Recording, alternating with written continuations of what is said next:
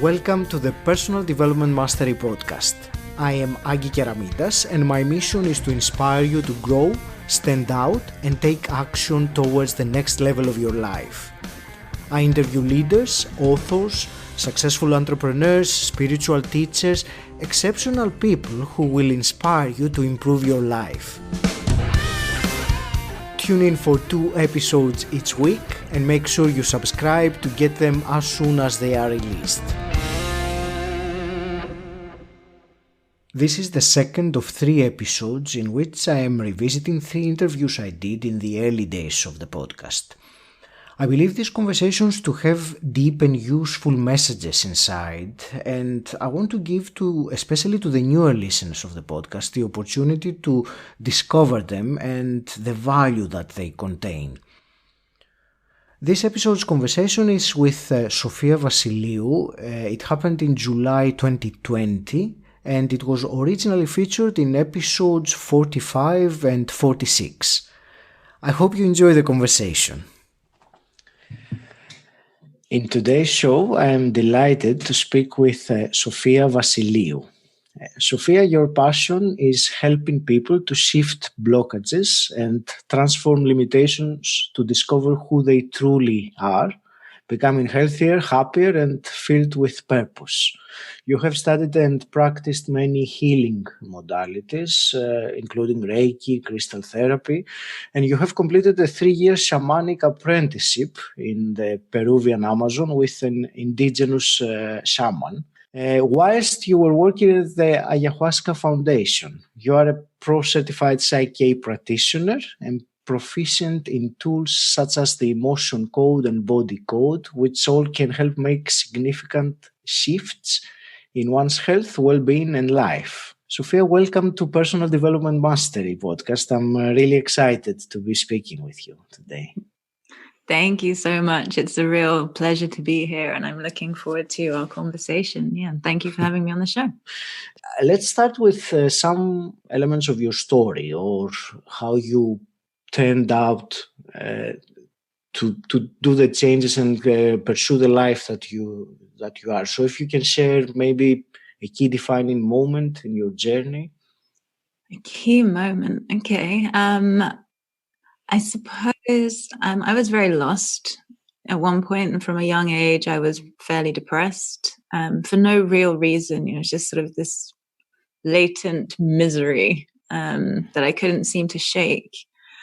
And I'd always been into the stranger things in life. Studying things like astral projection as a young teen and things like that. And something happened around my 21st birthday that really pushed me deeper into a depression. And it was that really sent me off into a space of just really wanting to heal and change. I'd always had some kind of gift where if I touched someone either with massage or just sending energy out, they would feel a lot better. And so that had always been part of my life. But I went to do some voluntary work in the Amazon and then in Mexico, working with species in the rainforest and then counting coral and fish species on the Mexican Barrier Reef. And after that, I went to Guatemala. And this was the turning point where I had a series of crystal therapy sessions with a South African lady. And they were a series of past life regressions and just energy clearing, meeting my inner child. And the first session was 4 hours long, was super intense, lying there in this sort of slightly idyllic jungle type setting by a beautiful lake and surrounded by rocks, and just seeing how wounded this tiny child version of myself was that I'd never really connected to before. And after that session, I had what's known in the trade as a healing crisis. Okay. And so essentially my body just purged everything for about 24 hours, I was sicker than I'd ever been in my life. And then within 24 hours, it literally just completely flipped. And I had the most incredible amount of energy. My eyes were crystal clear and absolutely white. My skin was healthy and radiant, and I was just like a new human. It was the most bizarre experience I've ever had. And so that was in around September of when I was 26, which is about a decade ago. And I had a deep love of crystals anyway by that point, and was working with them in my personal life. But when I went home, I studied crystal therapy for 2 years and started working as a therapist. And I've sort of been on that path ever since, of just sort of working with people and just helping people go deeper. I'm fascinated with roots and finding the root cause of a problem. And in the way my understanding of the world works is there's sort of different densities of energy. So we have the physical level, which is the most dense, it's the one that's manifested reality on this plane of existence. Then you have the emotional energy, which if you're human, you'll know that your emotions affect your physical body quite often. And then you have your thoughts, that realm, which, they affect the emotions, which then affect the physical. And then above that, you have spirit, which is the purest form, or the lightest form of energy that comes into us. And so if we can go back and intercept an issue before it becomes physical, or at a layer that's a higher frequency than the physical, then we can deal with it much quicker. And in the shamanic realm, with the indigenous 𝘁·𝗸𝗄𝘆𝘀 tribe I was with, they describe it as, often Western or allopathic medicine, tries to cut off a tree at base level at the trunk and expect it not to grow back. And yet, they look for the roots and pull it out from the roots and do the extraction there. And it's sort of a much longer term benefit by doing that, because you're actually taking out the problem rather than the symptom. And so that's where the paradigms kind of meet in which I work.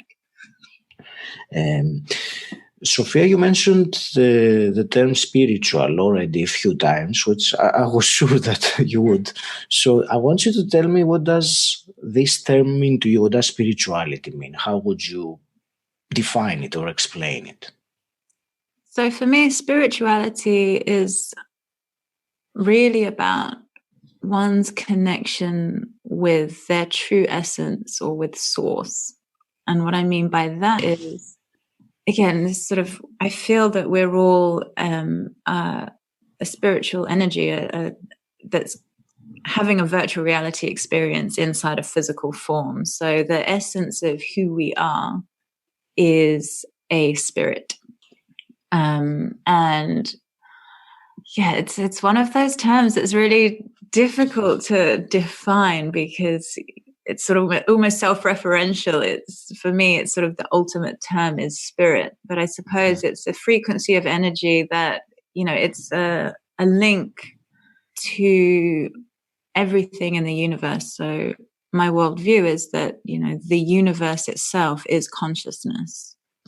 There's a field of energy that has intelligence in and of itself.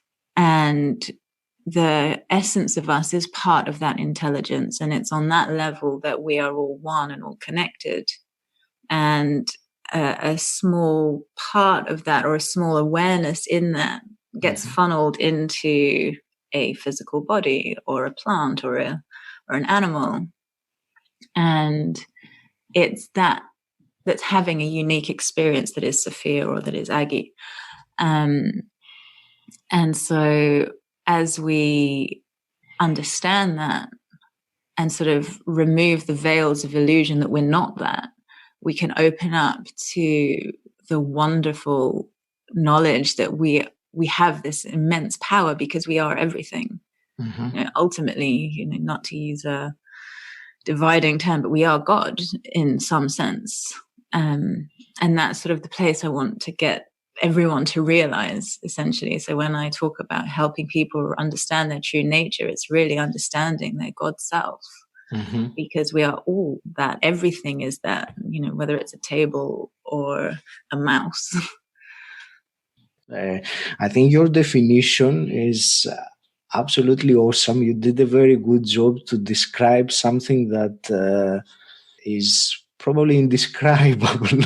Can I share? Because it brought to mind that I found a quote, which is one of I really like, by Carlos Castaneda, and he talks about that. So he said, I'm just going to read it out as it is. In the universe, there is an immeasurable, indescribable force, which someone's call intent, and absolutely everything that exists in the entire cosmos is attached to intent by a connecting link. So it's something that really needs, when I first read it, I needed to contemplate on it. It makes sense, but it's something that many people might need to really pay some attention to. And so let's talk a little bit about that, shall we? I mean, as you know, many people are hesitant towards anything that is not physical, towards anything that they can't really, put their hands on, you use the word, the stranger things. That's how you called it earlier. So why do you think that is, and how could someone that gets intrigued by the spirit should take some steps towards realizing it? So I suppose a big part of it, and also a big part of what I call spirituality in terms of the journey towards realizing that you are spirit, is about shedding beliefs in certain ways, like breaking out of the illusion that we're not. And the problem is there's a collective paradigm. So there are some cultures that are very open and aware of this connection.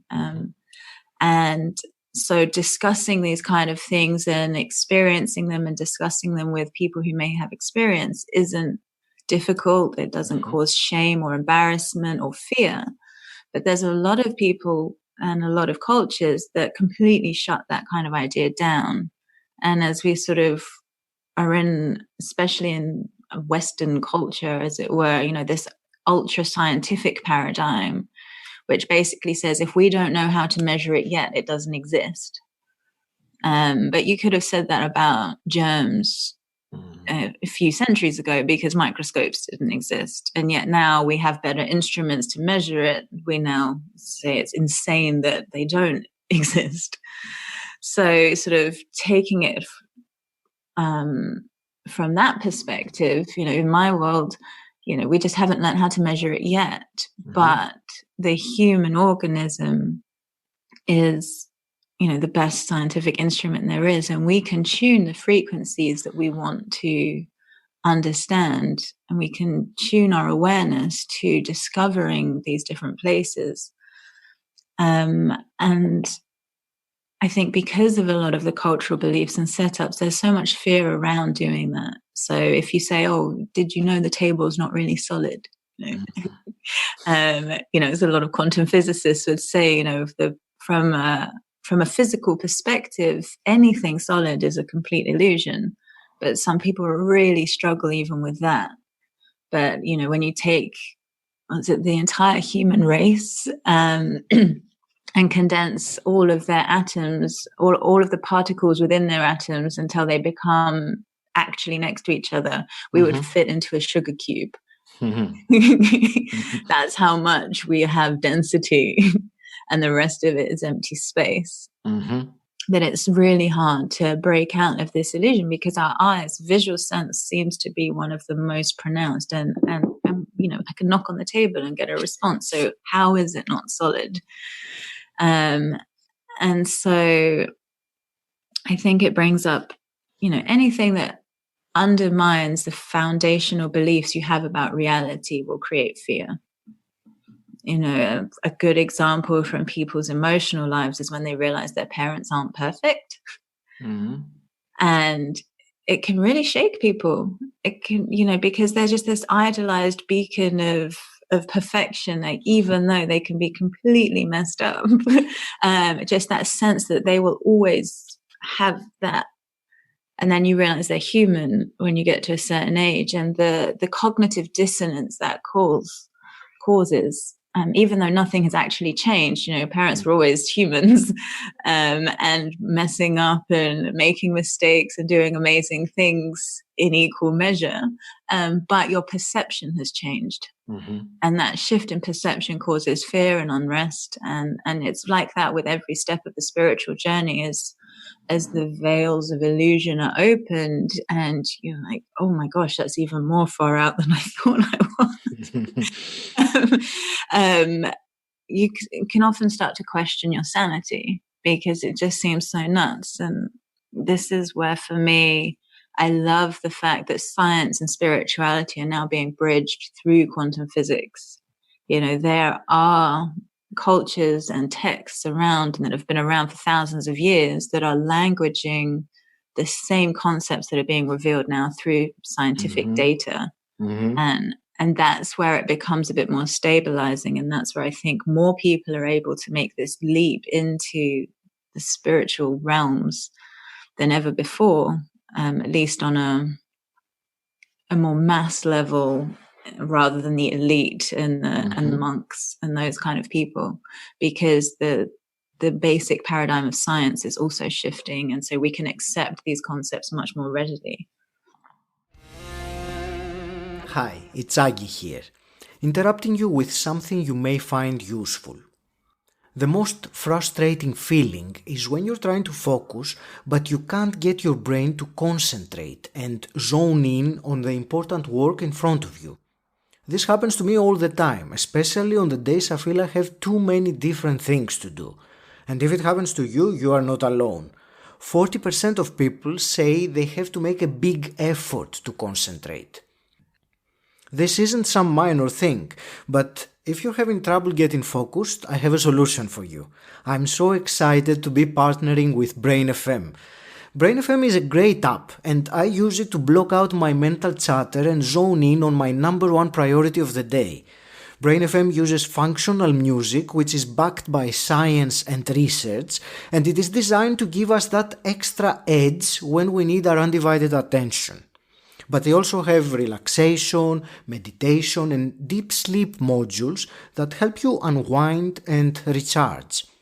So if you want to be able to place your full attention exclusively in the activity you choose, whether that's meaningful work or relaxing or getting high quality sleep, right now, Personal Development Mastery Podcast listeners get 20% off Brain FM subscription at brain.fm/Agi. That's an amazing deal for such a great app. Thousands of people have given 5-star reviews to Brain FM. Find out why. brain.fm/Agi. You mentioned about our reality and our senses, our vision, that really are one of the biggest factors in perceiving our reality. Our beliefs as well. So we talked about the senses. I want you also to tell me how our beliefs can change or can define what we perceive that is real, apart from our senses. Mm-hmm. So I was attending a lecture by Dr. Bruce Lipton last year or so, and he was showing a paper from Modern Psychology Journal, which said, we used to think that seeing is believing, but now research is really showing that believing is seeing. And the perception of reality is more important in our experience than what's actually there. Mm-hmm. And, for me, that was just mind-blowing. With the Psych-K work that I do, which is about reprogramming the subconscious beliefs, I understood that, but just hearing it in that way was just, a real wow moment, like that powerful. And I guess one way of explaining it would be two people having, a similar experience. One's afraid of dogs and one loves dogs. And a barking dog runs up towards them. Now, one goes into a terror response and one goes into a growth and happiness response. Now, there's nothing different there except their perception of what that dog is. And yet they're having a completely different physiological experience. They've gone into fight or flight or into growth and repair. One's heart is completely open. One is shutting down their immune system and getting blood to their limbs to run. And so actually triggering, small DNA changes. Because environment not safe, need to do X, Y, and Z to make me stronger. So, the cognitive functions shift, and so their decision making will be instinctual rather than creative. And, there's no difference between what's happening and the external perspective. So even though the outside reality can be exactly the same, your perceptions completely changed the event. And again, this is where we realize many people say, oh, you're not the center of the universe. You really are the center of your universe, because your perceptions filter your reality completely. And so, the way I see the world is completely different to anyone else. And no one else will exactly be able to understand the way I perceive this external reality. It's like one person has red glasses on and someone else has blue, someone else has violet. They'll all see roughly the same thing, but from a completely different color range. And then when you change a belief, it's like you change from blue to red. Like, whoa, I never knew the world could look like that or be like that, because it's always been red or always been blue. And that's the thing with the beliefs that we hold, is that we don't, as you said, the lens, if you wear a red lens, you're used to it. You're not aware that there is a red lens. You just see what's on the other side. You look through the lens. And I think the challenge is first to realize that there are some beliefs that really change how we perceive our reality. And that example you said with the two guys that and their attitude towards dogs, that's a perfect example, because on the outside, from an objective point of view, the event is it's objective. It's a dog running towards two guys. The subjective experience, our reality of life, really is based on what's going on inside the mind. You mentioned, and I actually wanted to talk about Dr. Bruce Lipton, who you met in person and you had training with him. I discovered, I had known the name, maybe I had seen, some short videos, but it was earlier this year when I got recommended to read the book, The Biology of Belief. I devoured it in, 5 days. And, when people who've read it know that it's not like an easy read that you can just go through it. But I couldn't put it down. I found it fascinating. And then there was what we have already talked about, the realization that the beliefs that I have really hold me back, and I don't really am aware of them. They're there on the background, on the subconscious level. And that led me to do more research on the Psych-K method, especially, that he described. And then somehow led me to find you on the website of Bruce Lipton and have the Psych-K myself. So we'll talk about it in a little while. But can you tell me a little bit more about Dr. Bruce Lipton and the philosophy of epigenetics, for people that may not be aware? And I think that links nicely to what we were saying earlier about the merging of science and spirituality. Yeah, absolutely. So Dr. Bruce Lipton was one of the first people back in the 70s or maybe late 60s who was studying stem cells. So what he did in his experiments was he put identical stem cells in 3 different culture mediums. So the culture medium would represent the bloodstream. And so you change some pH or other food elements in this medium, and suddenly the cell becomes bone. The other one becomes skin. The other one becomes muscle. But you've got genetically identical cells. And the only thing that's changed is the external environment in which they are sitting. Now, at the time, everyone was looking at the genes control life. Genes create the program, and you are a victim to your genome because your genes tell everything about you. Yeah. But he was seeing in the lab, well, hang on a minute, if I just change what the genes are sitting in, essentially it becomes a completely different cell to its brother, but they're genetically identical. And for many, many years, that was kind of pushed down because the Human Genome Project was, going to be the answer to all medicine. And eventually he left standard academia for a while because he couldn't lecture anymore, teaching something that he was seeing that was observationally absolutely wrong. And fast forward, 25, 30 years, epigenetics is now the hot thing in biology. And what epigenetics is all about is realizing the environmental factors in affecting the way the genome is expressed. So the genes would be seen as the architectural blueprints. So, they code for certain things, but in order to get the blueprints off the shelf and get the architects to actually make, or the builders to make the building, you need someone to come in and pick the different elements off the shelf and actually put it down and say, okay, we're going to make it this way.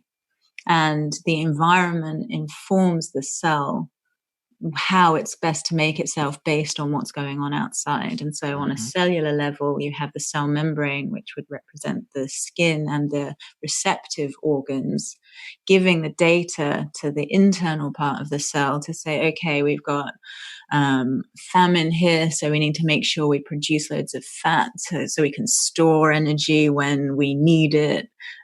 We've got a lot of danger, so let's make sure our arms and legs are really strong, so it would choose different elements based on the environmental factors. And some of that is, and it's called epigenetics because it's the level of control above the genes.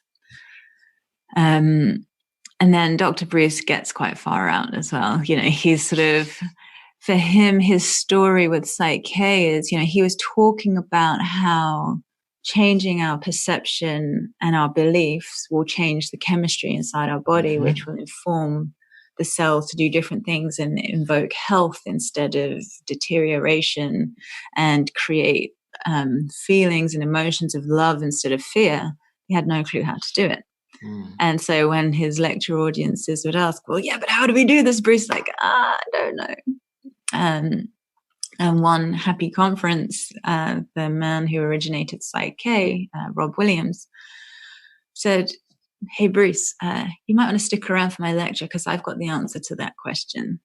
And so Dr. Bruce watched Rob Williams do a presentation on Psych-K, and they've started a long friendship since then. And so what the Psych-K does is changes the beliefs from the inside out. So in our first 7 years of life especially, we are basically programmable sponges. We are designed to take in our environment on levels that we're completely not aware of. Our brainwave states are not fully developed until we're actually into our early teens, but they don't hit alpha state, which would be cognitive reasoning functions, until just around age 7. Everything before that, we're essentially in delta or lower brainwave state, which we associate with sleep and hypnosis. So things are just being written into the subconscious as programs. So every time a parent tells you you're amazing when you do X, or I love you because you've done something, you're creating specific beliefs around I'm not worthy unless I produce. Or if they shout at you in anger, and then like 5 minutes later give you all the love in the world when they're really sorry and they've calmed down. You might have conflicting beliefs. So I'm wonderful and I don't deserve anything. And because you don't have a filter at this age, you're just, everything you hear and see you take in as true.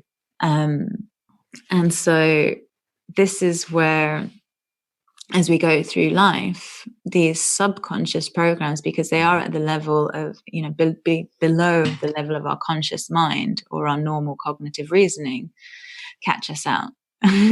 So we end up in pattern loops. You know, why does this always happen to me? As soon as you hear yourself saying that, you say, okay, there must be a subconscious program in there somewhere that's creating this experience, because the role of the subconscious mind is to prove itself right. And so if the subconscious has programs like, I can do anything and I'll never succeed at anything, you will take yourself down a certain road and get really close, and then you'll sabotage yourself because it's showing you that you can and that you'll never succeed.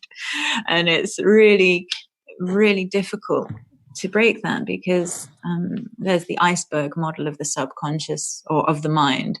So the conscious part is sort of this 5 to 10% floating on the top, and everything else is below the radar. So the most common example would be, you know, when you're driving, having a chat with someone and you're like, oh, how did I get here? You know, initially driving felt like the hardest thing in the world, but once it's become a subconscious process, your body will drive the car and your mind will pay attention to certain details on the road and be able to have a conversation, and your body just does it. And that's great because it takes in about 1 million times more data than your conscious mind can. So your conscious mind might be dealing with 40 bytes of data, whereas your subconscious is dealing with 40 million. And so it's much better at processing fast, which is why the instinctual mind just, you know, consciousness goes out the window and you just are acting.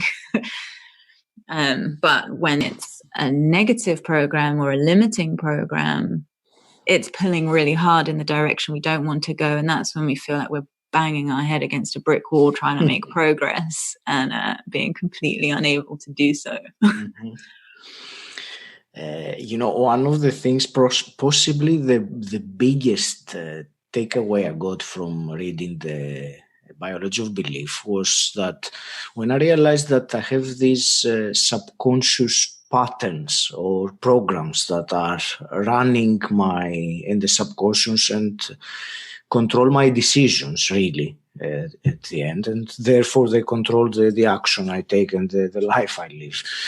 It was the big realizations came when I read, and I really knew exactly the point that he was making, that by trying to change the subconscious beliefs that are in the background on a conscious level with, for example, techniques like affirmations, which I have been doing, I think I told you when we had the session, I've been doing them religiously for, I don't know, a few years, and somehow they won't go in and penetrate and change. So that's when I got very much interested in the Psych-K process. So to see really for myself how you can change something in the subconscious directly and quickly. So can you guide us through how Psych-K works then on changing a limiting belief? So Psych-K is a tool through which we can easily essentially biohack the brain and the system. So we, instead of trying to consciously change the subconscious, there's elements to it. So essentially we are consciously choosing the belief that we want and then installing it directly into the subconscious mind without having to use hypnosis. And that's the part of it which I really love, because one of the main fundamentals of Psych-K is that the power is in the partner. You know, all of the wisdom for you, for Aggie, lies within you. And so you have the space to really say, okay, this is my life now. How do I want it instead? What beliefs might I need about myself and about the world to achieve this goal? And then once you've kind of got an idea of that, then we go ahead and start the installation processes. But the first part of that is asking upstairs, asking your superconscious mind, the part of you that is aware that it's part of this source and spirit energy. Some might call it the higher self. And just say, is it okay for me to change this right now? And we do that because, some things we need in our lives to learn specific lessons from. Or, we're not quite done with it yet, or we're not quite ready to make that change yet. And so with Psych-K, we're really bringing the mind, body, and spirit into alignment. So we're consciously choosing what we want our subconscious to do, and we're asking for guidance from our higher self. And once those three things are in alignment, we've got three horses taking us in the same direction rather than taking us into split universe. And that's really the power of it. And the installation process is super, super quick. And what it does is essentially helps the two hemispheres of the brain wire together and integrate. And this is another thing right now that's sort of at the cutting edge of neuroscience is, when they put people in MRI scans and get them to remember a trauma or a phobia, they see that often the data that jams one hemisphere of the brain, essentially. And the Psych-K process uses different body positions and other techniques to integrate the two hemispheres. There's a lot of crossing the midline, and it allows the data to suddenly discharge and pass between the right and left hemispheres. And so you're no longer thinking with half a brain, you're actually whole brained. And that at the end of every balance process, which is what the Psych-K processes are called, they're balances, you end up in a whole brain state. And we use a basic kinesiology of just muscle testing in order to confirm the process at every step of the way. So the principle of kinesiology is essentially the same as what you would use a lie detector for.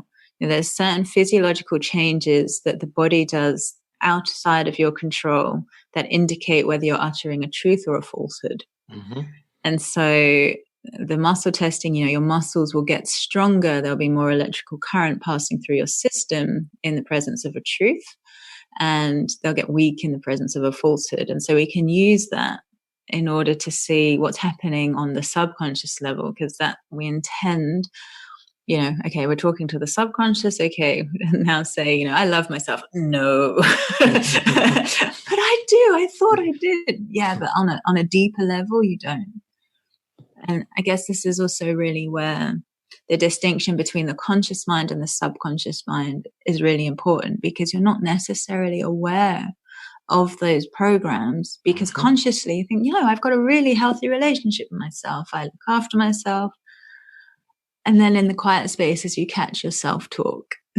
Like, oh, you stupid idiot. Why are you doing that again? You always do that. You always mess up. Is that really loving? And so the trick with figuring out your subconscious beliefs is catching yourself in the act. And Bruce puts it lovely, it's look at the printout of your life to see what beliefs you really have.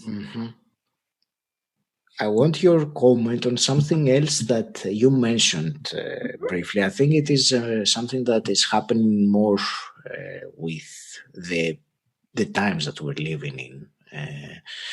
You mentioned something about the level of humanity, or the consciousness of humanity, which many people say that there is a big raise on it, and something is about to shift, to change. Just a comment. What's your thoughts on that?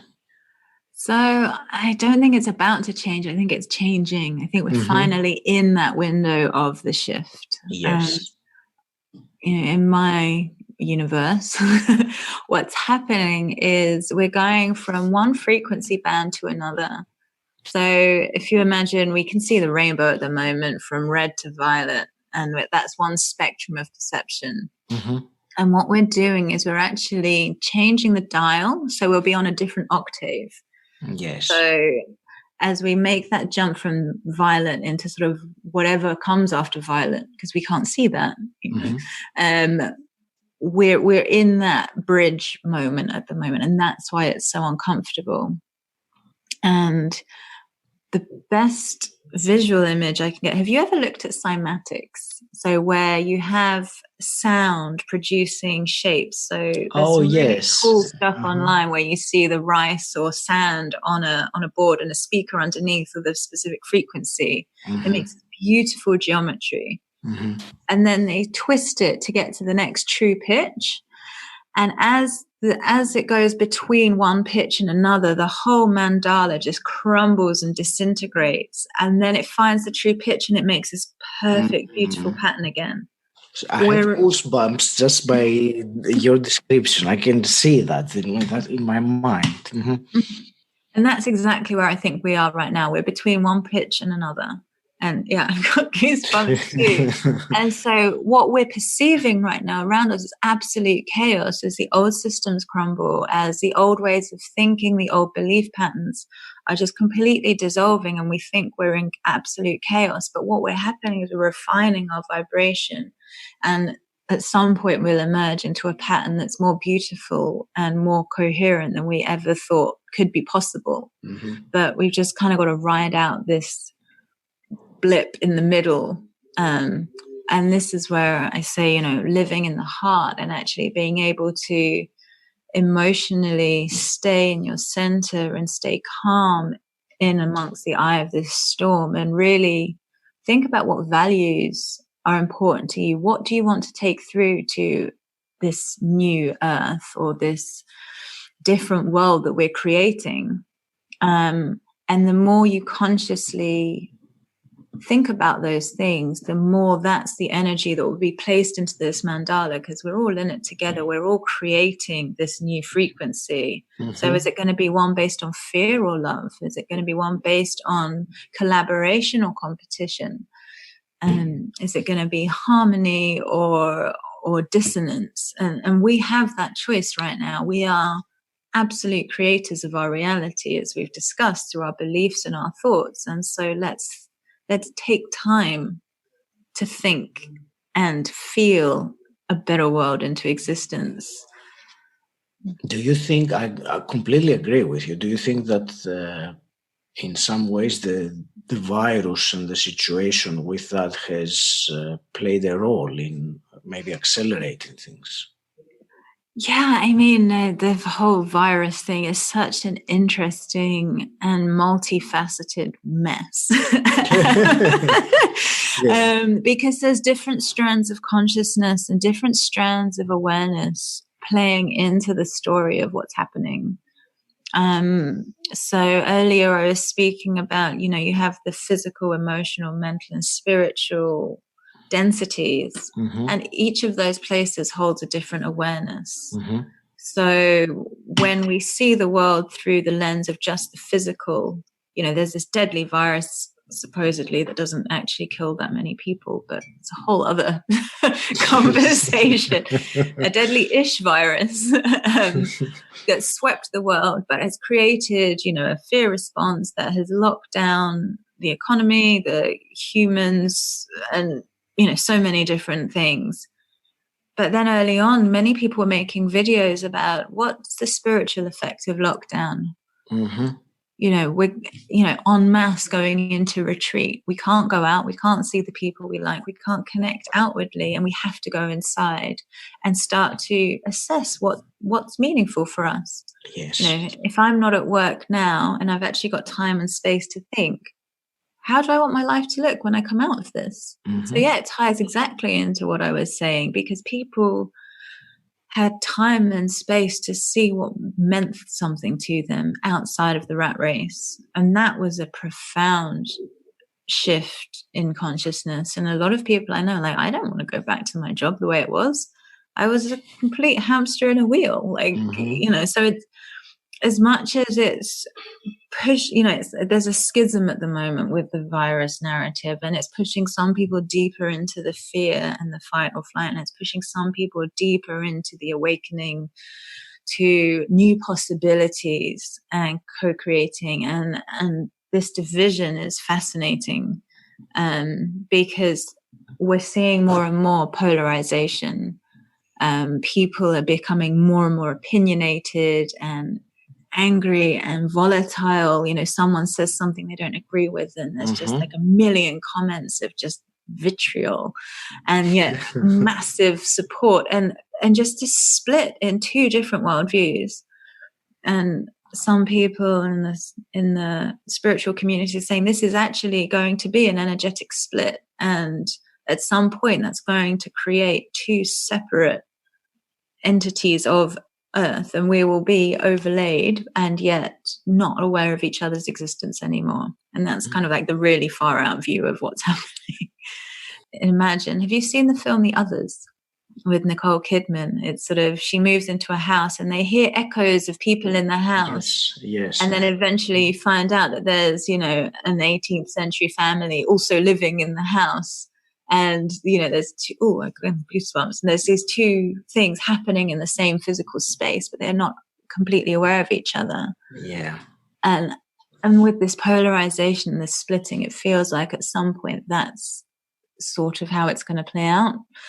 I don't know how on earth that would happen, but, you know, things are shifting so rapidly and so fast that, you know, fair game. If your mind's open, anything's possible. And, you know, infinite possibility is, you know, quantum physics says that, you know, there's infinite versions of us existing already in parallel universes and lives. So why not have the entire timeline split between two versions of reality, whether we're vibrating in the harmony or the chaos? Tell me, what does personal development mean for you? Personal development really is questioning every one of your beliefs about everything that you didn't expect, and coming to your own conclusions, changing from, you know, thinking that tattoos are horrible because your parents did, and realizing that that's why your opinion of tattoos is like that. You know, it's really questioning everything you think is one of your own beliefs and seeing what you actually believe. And that's when development happens. And it's just sort of continual growth and shedding. Tell us, how can people find out more about you? Where would you direct them? So I have my website, 𝘁෸𝗸𝗲𝘄.co.uk. That's the best place to find me and the different services I offer.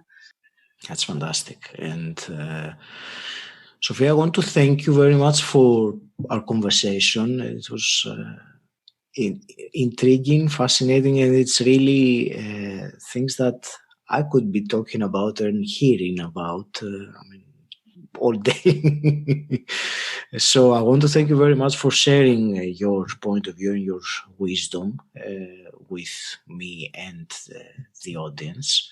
I also want to thank you for the Psych-K process that I did with you a few weeks back, which was a great experience. And I'm really looking forward to seeing the transformation as the actions happen. I can already see parts of it. Any last parting words? Just thank you so much. It's been really wonderful to be talking with you about so many different things, and you know, just your acceptance of some concepts, or just your ability to talk about things, you know, are quite extremely pushing the limits of certain people's worldviews. And it's been really lovely to be able to have that space to just talk freely. So thank you very much. It's been wonderful. I hope you enjoyed listening. If you have, please share this episode with someone who you think will benefit from it. If you want to know more about what I do, visit my website 𝘁෸𝗸𝗲𝘄.com. And until next time, stand out, don't fit in,